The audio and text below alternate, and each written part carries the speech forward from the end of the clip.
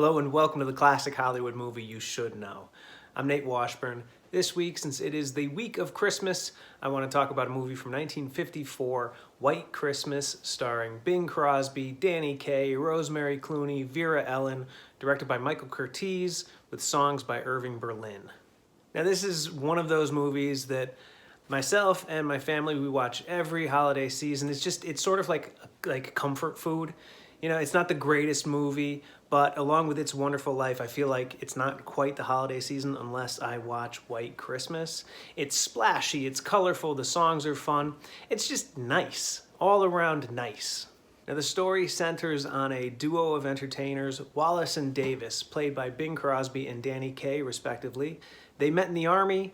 They end up pairing up. They become ridiculously successful. They're like the toast of New York. They're producers. They're putting on these big, huge musical extravaganza shows. They get entangled with another duo, a sister act, the Haynes sisters, Betty and Judy, played by Rosemary Clooney and Vera Ellen. The Haynes sisters, they're contracted to play an inn up in Vermont. Wallace and Davis accompany them. They find out the inn is run by their old general from the Army, who's a little down on his luck. He's not making as much money. Things are tough for the general. And so Wallace and Davis, they bring their whole show, all the performers, up to this tiny inn in Vermont.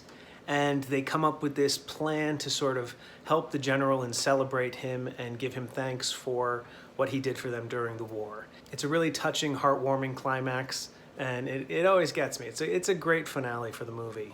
So last week I did a clip on the 1942 film Holiday Inn, which starred Bing Crosby, Fred Astaire, had songs by Irving Berlin, and it is set in a New England inn.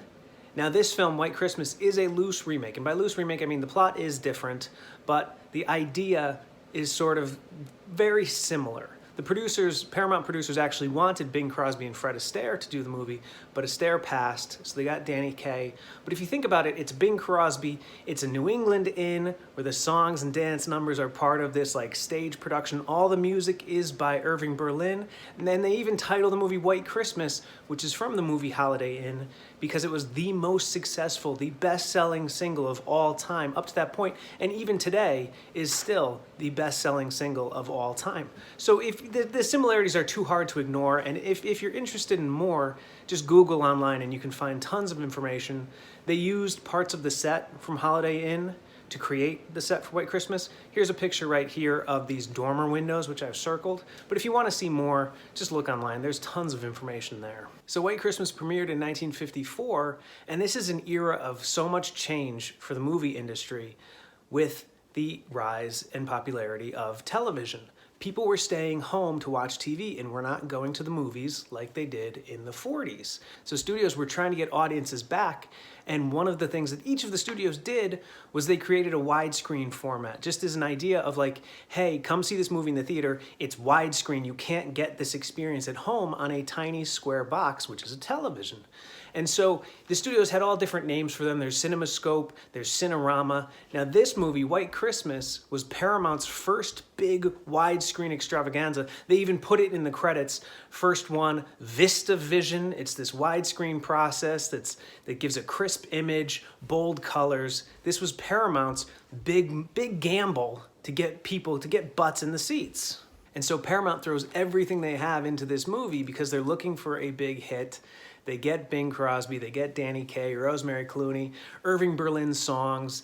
They do this VistaVision premiere, bright, bold colors, big dance numbers, and they add the element of the Army. This whole backstory that Wallace and Davis met during the war, when Davis saved Wallace's life, and like they keep sort of referring to the Army unit, we're doing it for a friend in the Army. This whole like through line in the movie is how can we help someone who we owe something to from our Army days. Paramount put it all together, put it out there, and this movie became the top movie of the year. This was the highest grossing film of 1954, grossing over $12 million in its initial run. Now, a couple quick little trivia things about this one.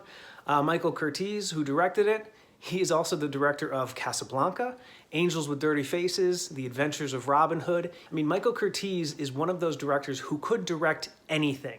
Rosemary Clooney, who plays Betty Haynes, is George Clooney's aunt.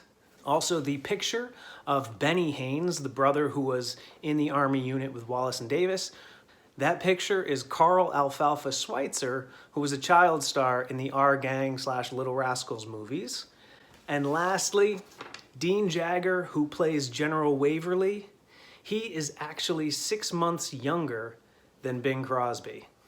So if you're looking for a nice family, very entertaining film this holiday season, give a watch to White Christmas from 1954. It is one of my go-to films during this time. My family always watches it and we love it. Feel good, family entertainment. Highly recommend it. It's this week's classic Hollywood movie you should know. Happy holidays, everyone. Merry Christmas. I'm Nate Washburn. Keep watching.